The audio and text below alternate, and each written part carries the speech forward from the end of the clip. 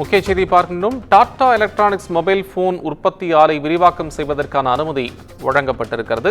அது என்ன அனுமதி? அது தொடர்பான முழுமையான விவரங்களுடன் தலைமை செய்தியாளர் சிவா இணைப்பில். சிவா, உங்கள் விவரம். கோபால், ஒசூர்ல டாடா எலக்ட்ரானிக்ஸ் மொபைல் போன் உற்பத்தி ஆலை விரிவாக்கம் செய்வதற்கான சுற்றுச்சூழல் அனுமதியை தமிழ்நாடு சுற்றுச்சூழல் தாக்க மதிப்பீட்டு ஆணையம் தற்போது வழங்கியிருக்கிறது.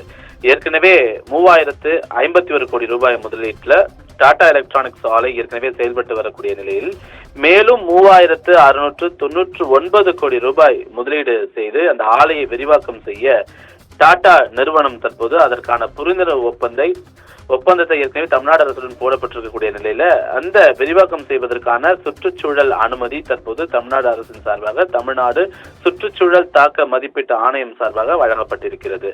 தற்போது 1.49 லட்சம் சதுர மீட்டர் பரப்பளவுல ஏற்கனவே இந்த ஆலை செயல்பட்டு வரக்கூடிய நிலையில் 5 லட்சம் சதுர மீட்டர் பரப்பளவில் இந்த விரிவாக்கம் என்பது செய்யப்பட இருப்பதாக ஏற்கனவே தெரிவிக்கப்பட்டிருந்தது. எனவே இதற்கான அனுமதியை தான் சுற்றுச்சூழல் ஆணையத்திடம் ஏற்கனவே டாடா நிறுவனம் விண்ணப்பித்திருந்தது.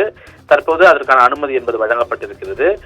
தினசரி 92,000 மொபைல் போன்கள் உற்பத்தி செய்யப்பட்டு வரக்கூடிய நிலையில தினசரி 2 லட்சம் மொபைல் போன்கள் உற்பத்தி செய்யக்கூடிய வகையிலான இந்த விரிவாக்கம் என்பது அமையும். இந்த விரிவாக்கம் செய்த பிறகு 2 லட்சம் மொபைல் போன்கள் உற்பத்தி செய்யக்கூடிய அளவிலான ஒரு மிகப்பெரிய ஒரு உற்பத்தி தொழிற்சாலையாக இந்த நிறுவனம் விளங்கும் என்பதனை அந்த நிறுவனத்தின் சார்பாக தெரிவிக்கப்பட்டிருக்கிறது. இந்த தொழிற்சாலை மூலமாக 80,000 பேருக்கு வேலை வாய்ப்பு கிடைக்கும் என்பதனை இந்த தகவல்ல தமிழக அரசினுடைய தொழில்துறை மூலமாக வெளியிடப்பட்டிருக்கக்கூடிய இந்த தகவல் மூலமாக தெரிய வருகிறது. ஏற்கனவே 70,000க்கும் மேற்பட்டோர் இந்த டாடா தொழிற்சாலை மூலமாக பயனடைந்து வரக்கூடிய நிலையில புதிதாக விரிவாக்கம் செய்யக்கூடிய தொழிற்சாலை மூலமாக கூடுதலாக 80,000 பேருக்கு வேலை வாய்ப்பு கிடைக்கும் என்றும் இந்த தொழிற்சாலையை தான் ஆப்பிள் ஐபோன் உற்பத்தி செய்ய டாடா எலக்ட்ரானிக்ஸ் நிறுவனம் முடிவு செய்திருப்பதாகவும் தற்போதைய தகவல் என்பது வெளியாகி இருக்கின்றது. கோபால்,